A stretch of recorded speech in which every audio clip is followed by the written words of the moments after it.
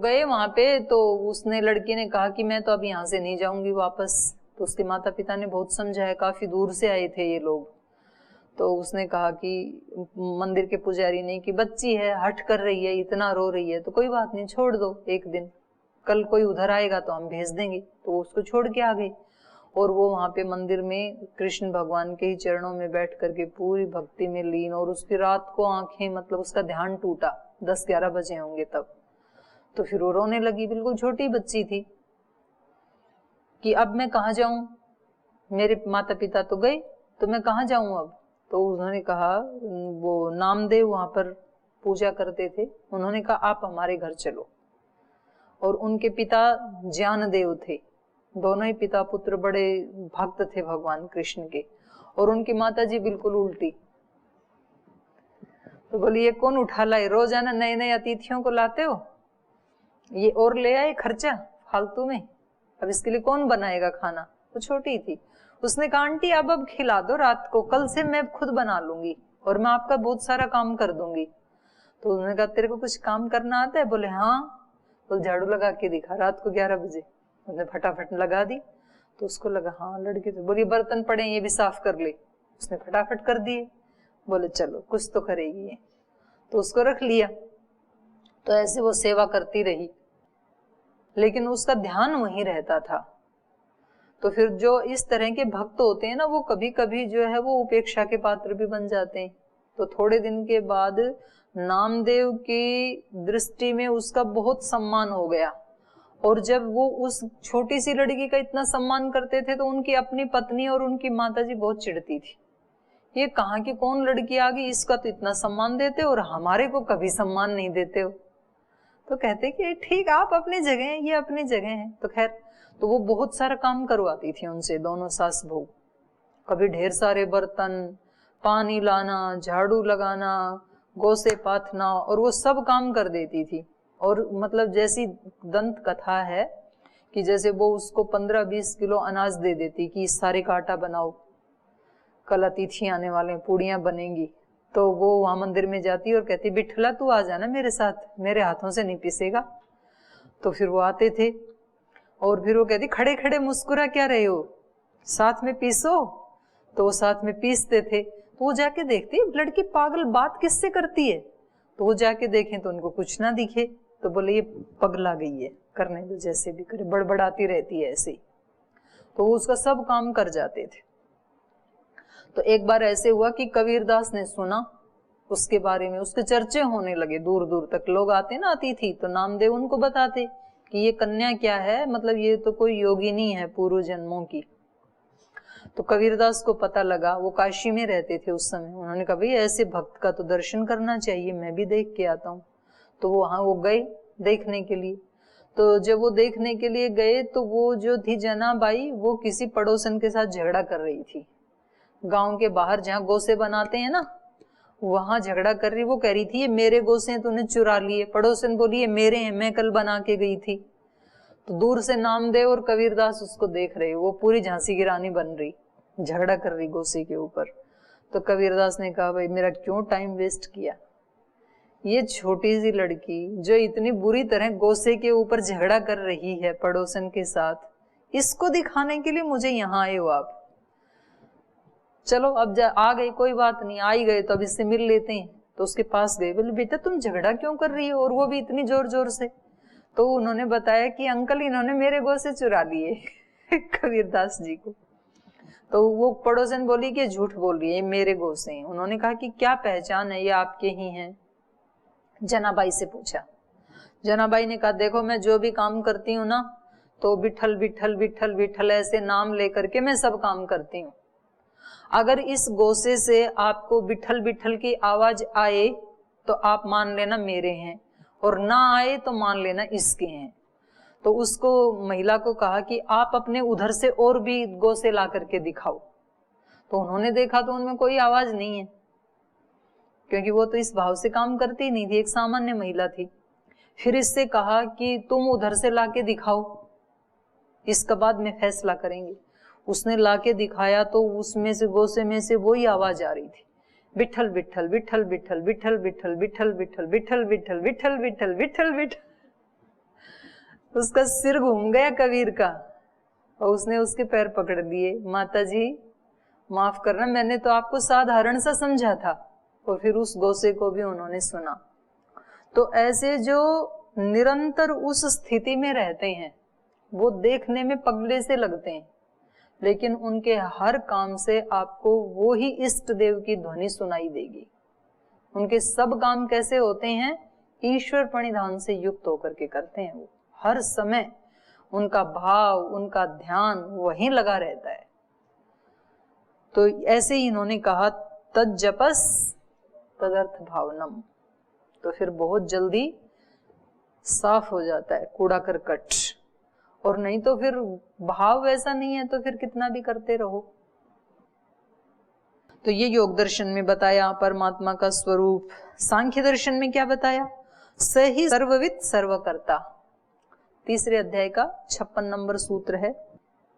वो जो ईश्वर है वो ही सर्वविद है, उसके अलावा सर्वविद कोई नहीं है। और वो ही क्या है? सर्वकर्ता। इस सारी सृष्टि का कर्ता भी कौन है? वही है। क्योंकि ये जो आत्मा है ये तो अपने इस शरीर के साथ जो जुड़ी हुई क्रियाएं हैं उनको भी ठीक से नहीं कर पाता है, उनकी व्यवस्था भी नहीं कर सकता है।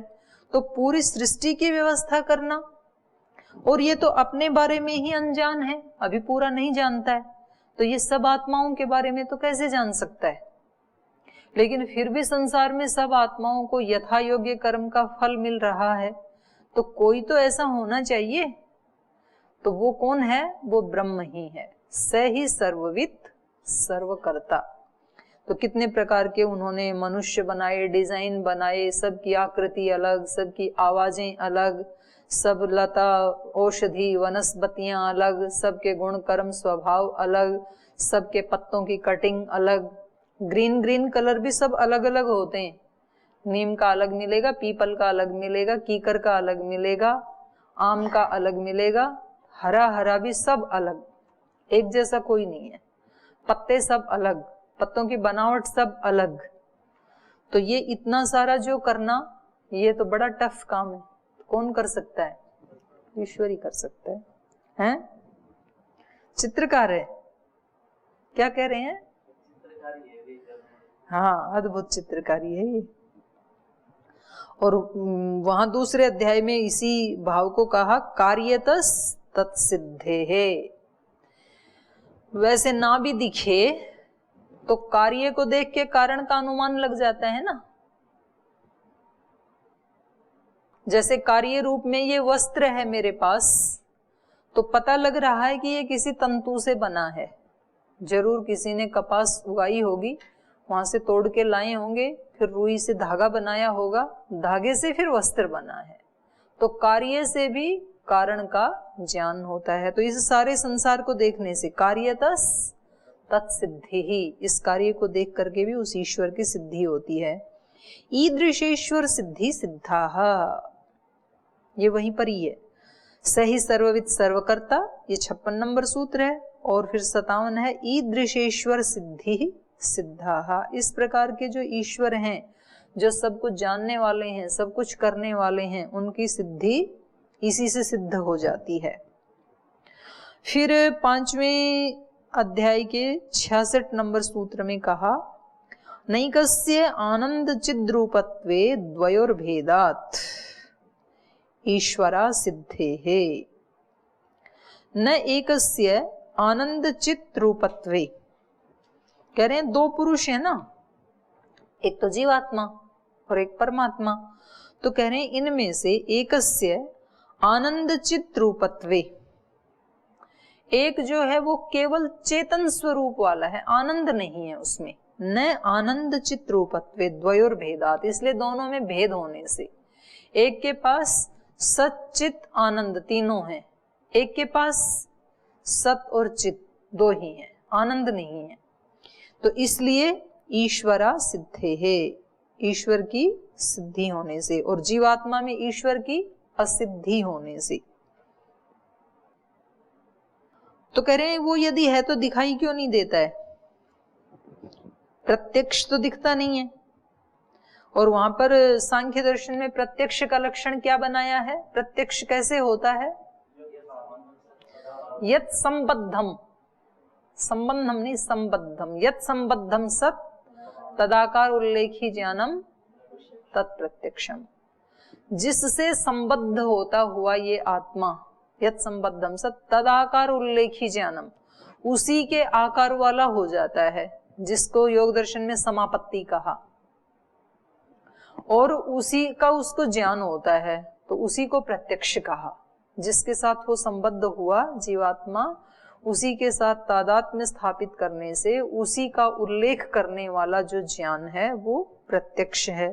तो कहा कि ईश्वर कोई ऐसी वस्तु तो है नहीं कि जिसके साथ संबद्ध हुआ जा सके, क्योंकि मन तो किसी के साथ जुड़ेगा ना, किसी वस्तु आदि के साथ, तो कैसे इसको जाने ईश्वर को। तो इसलिए कहा योगी नाम अबाह्य प्रत्यक्षत्वा न दोषः। ये प्रथम अध्याय का 90 नंबर सूत्र है। योगियों का जो प्रत्यक्ष है वो बाह्य प्रत्यक्ष जैसे नहीं होता है, तो उनका अबाह्य प्रत्यक्ष होने से इसमें कोई दोष नहीं आएगा। फिर न्याय दर्शन में ईश्वर का क्या कहा? ईश्वरः कारणम पुरुष कर्मा फल्य दर्शनात्। चतुर्थ अध्याय के प्रथम आह्निक का 19 नंबर सूत्र है, और उसके आगे 20वां भी है, 21वां भी है, तीनों ईश्वर के बारे में ही है।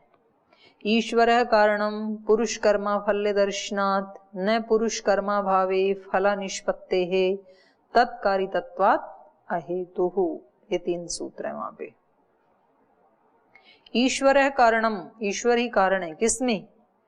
पुरुष कर्मा फल्य दर्शनात्। सब जीवात्माओं को, सब पुरुषों को उनके कर्मों का फल देता हुआ देखे जाने से, सब आत्माओं को जैसा जैसा कर्म किया वैसा वैसा उनको फल मिल रहा है। तो संसार की विचित्रता को देखते हुए पता चल रहा है कि ईश्वर है।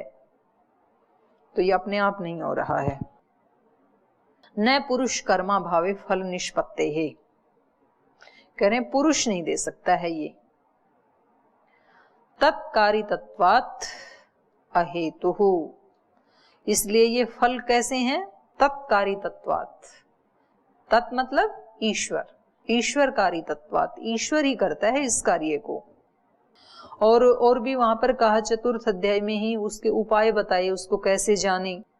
तो कहा तदर्थम यम नियमाभ्याम आत्म संस्कारो योगाच्च अध्यात्म विद्युपायैहि। तदर्थम, उस ब्रह्म को पाने के लिए यम नियमाभ्याम, यम नियमों का पालन करना चाहिए, और आत्म संस्कारो योगाच्च, आत्म संस्कार और योग के द्वारा अध्यात्म विधि उपायैहि, जो अध्यात्म की विधियां बताई हैं अर्थात अष्टांग योग का पालन, उन सब के उपाय के द्वारा उस ब्रह्म को प्राप्त करना चाहिए। और भी वहां पर उपाय बताए। ये तो चतुर्थ अध्याय के द्वितीय आह्निक का 46 नंबर सूत्र था, ऐसे 47 में भी वही बताया। ज्ञान ग्रहणाभ्यासः तद विधैश्च सह संवाद। ज्ञान का ग्रहण करना चाहिए और ग्रहण करके उसका अभ्यास करना चाहिए। केवल मात्र शब्द या आगम प्रमाण से हमने जान लिया उतना पर्याप्त नहीं है, उसका अभ्यास। और तद विद्यैश्च सह संवाद, जो उसको जानने वाले हैं अर्थात जो योगी हैं उनके साथ उसके बारे में चर्चा भी करनी चाहिए, क्योंकि जिसकी चर्चा करते हैं ना वो विषय फिर और ज्यादा स्पष्ट होता चला जाता है। तो जब हम गपशप करते हैं, किसी चीज के बारे में जानने के लिए बातचीत करते हैं, जैसे किसी व्यक्ति को राजनीति के बारे में कुछ नहीं पता, और फिर वो जैसे जैसे बात करने लगता है तो धीरे धीरे उसको चस्का लग जाता है और वो काफी चीजें जानने लग जाता है फिर थोड़े दिन के बाद। अब किसी को क्रिकेट के बारे में नहीं पता तो ठीक है, मैं चाहे कुछ है, हमारे जैसे जो लोग हैं, और मैंने देखा कुछ गुरुकुल में रहने वाले लोग भी फिर बाद में बोलते धीरे धीरे सुनने लगे क्रिकेट के बारे में। बहन जी बता रहे थे मेरे को, बोले अब मेरे को मैं चाहते ही ऐसी इच्छा होती है कि मतलब मैं उसको देखूं। तो किसी चीज के बारे में जब चर्चा करते हैं तो वो विषय हमारे सामने खुलने लगता है, फिर स्पष्ट होने लगता है, उसके बारे में और जिज्ञासाएं बढ़ती हैं। तो इसलिए इन्होंने कहा कि तद विद्यैश्च सह संवाद, ऐसे लोगों के साथ संवाद करना चाहिए जो उसको जानते हैं, योगियों के साथ। तो श्री अरविंद जब रहते थे मौन में, तो शुरू के जो उनके 8-10 वर्ष थे उसमें वो शाम को 1 घंटा बैठते थे साधकों के साथ, बाकी सब समय मौन रहते थे। उस 1 घंटे में लोग अपने अपने प्रश्न पूछते थे, वो उत्तर देते थे उसका। तो इस तरह से संवाद करने से भी हमें लाभ होता है, वो विषय हमारे सामने स्पष्ट होता है। अब वैशेषिक में ब्रह्म के बारे में, परमात्मा के बारे में क्या कहा है? तद्वचनात् आम्नायस्य प्रामाण्यम, माने सीधा सीधा वहां परमात्मा का नाम या ईश्वर का या ब्रह्म का नाम नहीं लिया है वैशेषिक में, लेकिन कहा तद्वचनात्। तद्वचनात् मतलब वेद वचनात्, जिसको हमने वेद में सिद्ध किया है। क्योंकि सबसे पहले जो दर्शनों की श्रृंखला में जिस दर्शन को जानना पढ़ना चाहिए वो कौन सा है? मीमांसा। क्योंकि वहां पर अथा तो धर्म जिज्ञासा, आप धर्म की जिज्ञासा करते हैं, तो धर्म के बारे में वहां पर बताया। जो वेद में धर्म का स्वरूप बताया वो सारा मीमांसा में उन्होंने बताया, और वेद को स्वतः प्रामाण्य उन्होंने सिद्ध किया, और फिर उसी के विशेष धर्म को वैशेषिक ने बताया। तो इसलिए यहाँ पर तद्वचनात् मतलब जो वेद स्वतः प्रामाण्य सिद्ध हो चुका मीमांसा में, उस वेद के वचन होने से ये जो धर्म के बारे में हम विशेष चर्चा कर रहे हैं तो वो क्या है? प्रामाणिक है। तो यहाँ तद का मतलब है ब्रह्म, व्यापक ब्रह्म। फिर दूसरे अध्याय में भी प्रथम आनिक में 18 नंबर सूत्र आया है, संज्ञा कर्म तु अस्मद विशिष्टानाम लिंगम। तो वहां पर संज्ञा कर्म तु अस्मद, अस्मद विशिष्ट का मतलब है वहां पर परमात्मा। संज्ञा कर्म तु अस्मद विशिष्टानाम माने परमात्मा का लिंग है। तो वहां सीधा सीधा नहीं कहा, लेकिन न्याय दर्शन का समान तंत्र होने से न्याय दर्शन में भी जो विषय आया है तो वो सारा वैशेषिक में भी वैसे ही स्वीकार कर लिया जाएगा। तो हमने आत्मा और परमात्मा इन दो के बारे में 4 दर्शनों में चर्चा की। फिर परमात्मा का वेदांत तो पूरा ही परमात्मा के ऊपर ही है, उसका तो पहला सूत्र ही अथा तो ब्रह्म जिज्ञासा, और पूरा ब्रह्म से ही होता है प्रोत, वो आत्मा और ब्रह्म से ही होता है प्रोत है। अपवर्ग के बारे में वेदांत कहता है ब्राह्मणे जैमिनी उपन्यास आदिभ्य, ब्राह्मणे, तो ये बस इसमें केवल उसके बारे में ऊपर मोक्ष का प्रसंग चल रहा है, तो इसके बारे में कल करते हैं चर्चा।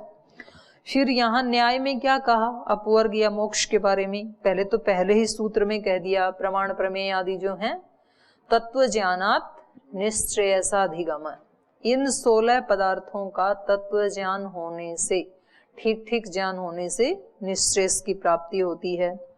फिर दूसरे सूत्र में कहा दुख जन्म प्रवृत्ति दोष मिथ्या ज्ञाना नाम उत्तरोत्तर अपाय तदनंतर अपायात अपवर्ग। तो वहां अपवर्ग के बारे में कहा, वहां क्या कहा? दुख जन्म प्रवृत्ति दोष मिथ्या ज्ञाना नाम, तो उनको उत्तरोत्तर अपाय, आगे आगे वाले को हटाने से, तद अनंतरा, और जब सारे हट जाएं तो अपवर्ग, अपवर्ग की प्राप्ति होती है। तो अंतिम क्या है? दुख जन्म प्रवृत्ति दोष मिथ्या ज्ञान, तो अंतिम क्या है? मिथ्या ज्ञान। तो सबसे पहले क्या हटेगा? मिथ्या ज्ञान। चीजों के बारे में हमारा ज्ञान ही उल्टा पलटा है, तो अगर मिथ्या ज्ञान हट जाए, अविद्या हट जाए, तो चीजें कैसी दिखाई देंगी? ठीक ठीक दिखाई देंगी। तो मिथ्या ज्ञान हटने से क्या हटेगा? चौथे नंबर पे क्या है? दुख जन्म प्रवृत्ति दोष, दोष हटेंगे। मिथ्या ज्ञान हटे तो दोष हटेंगे। उत्तरोत्तर अपाय, आगे आगे वाले का हटने से पीछे वाला हट जाता है। तो मिथ्या ज्ञान हटेगा तो दोष हटेंगे। दोष क्या है?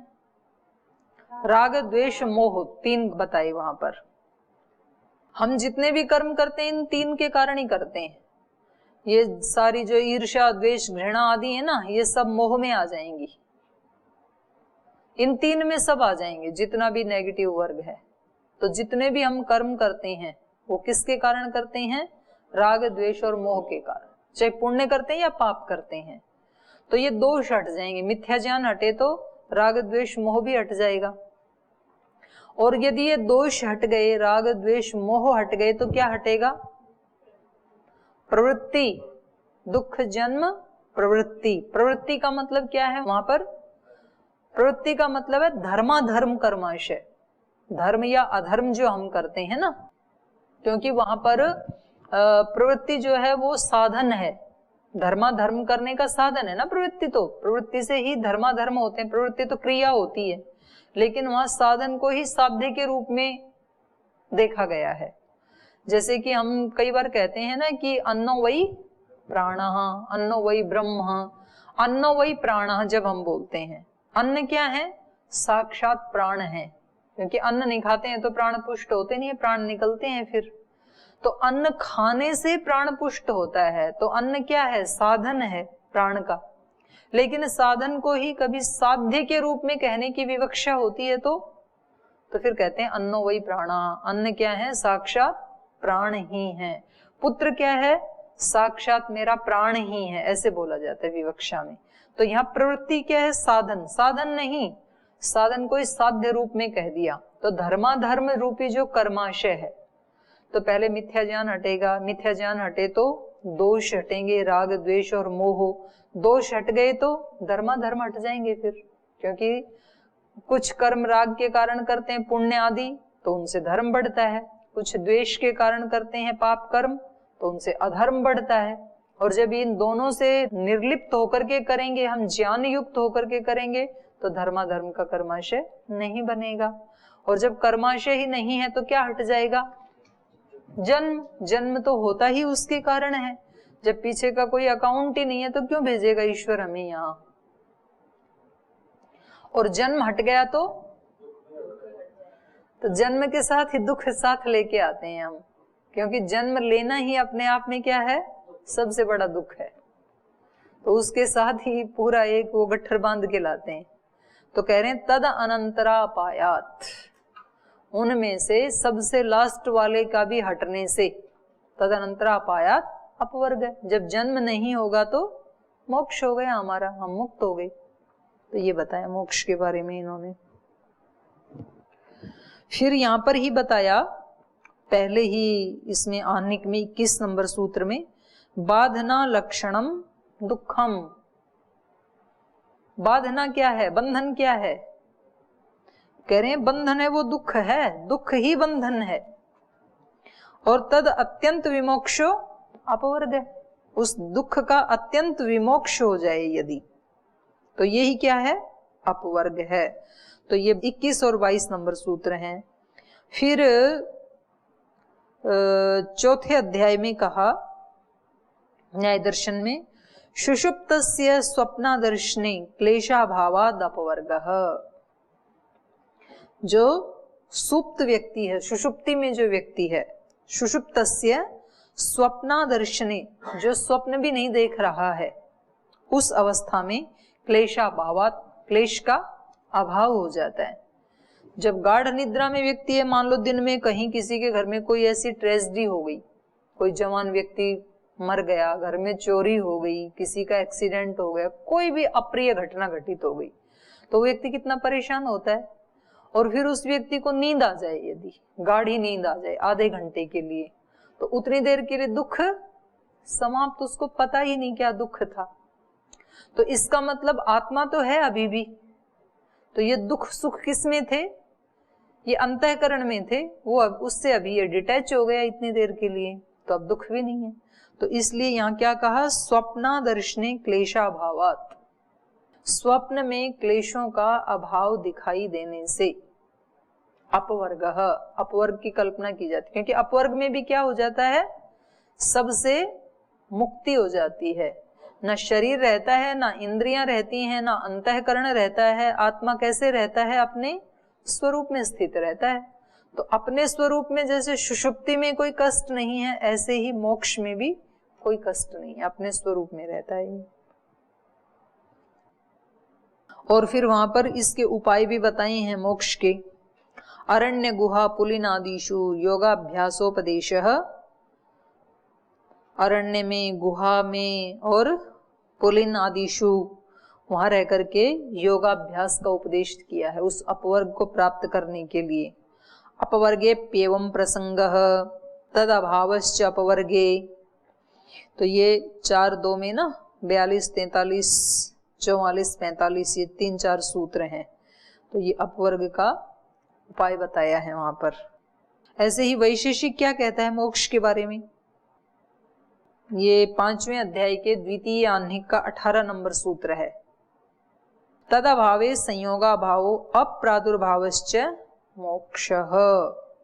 तद अभावे मतलब अविद्या के, अज्ञान का अभाव होने पर, तद अभावे संयोगाभाव, तो फिर प्रकृति के साथ संयोग का भी अभाव हो जाता है। और अप्रादुर्भावश्च, पीछे जो था उससे तो डिटैचमेंट हो जाता है और आगे अप्रादुर्भावश्च, आगे जन्म मिलेगा नहीं, आगे की छुट्टी पीछे वाले से हट गए, तो इसी का नाम क्या है, मोक्षः, इसी को मोक्ष कहते हैं। तो उस अदृष्ट, यहाँ तद अभावे माने अदृष्ट का अभाव, अदृष्ट का अभाव मतलब धर्माधर्म जो कर्माशय है उसका अभाव होने से संयोग का अभाव और अप्रादुर्भावश्च। फिर 6ठे अध्याय में कहा, द्वितीय आह्निक के 16 नंबर सूत्र में कहा, आत्म कर्मसु मोक्षो व्याख्यातः। आत्मा के जो कर्म हैं अर्थात जो अष्टांग योग आदि हैं उनको क्या कहा, वहां पर उनका अनुष्ठान करने से मोक्ष होता है, ऐसा वहां पर व्याख्यान दे दिया है, माने ऐसा वहां पर वर्णन कर दिया है। तो उससे पहले चल रहा था मोक्ष का।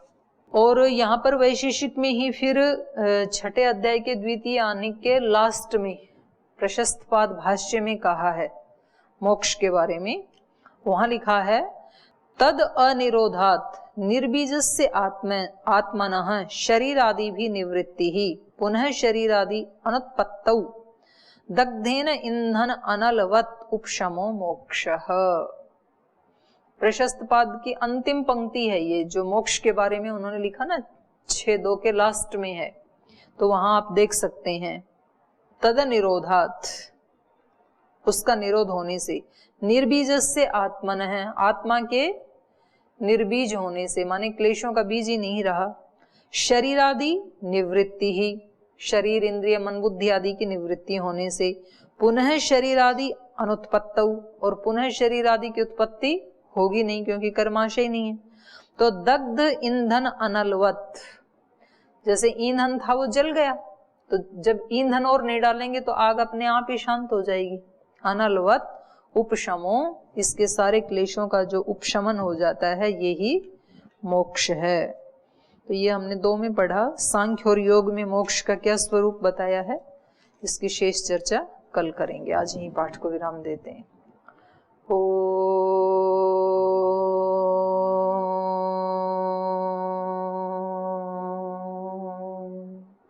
शांति शांति शांति। श्री गुरुभ्यो नमः।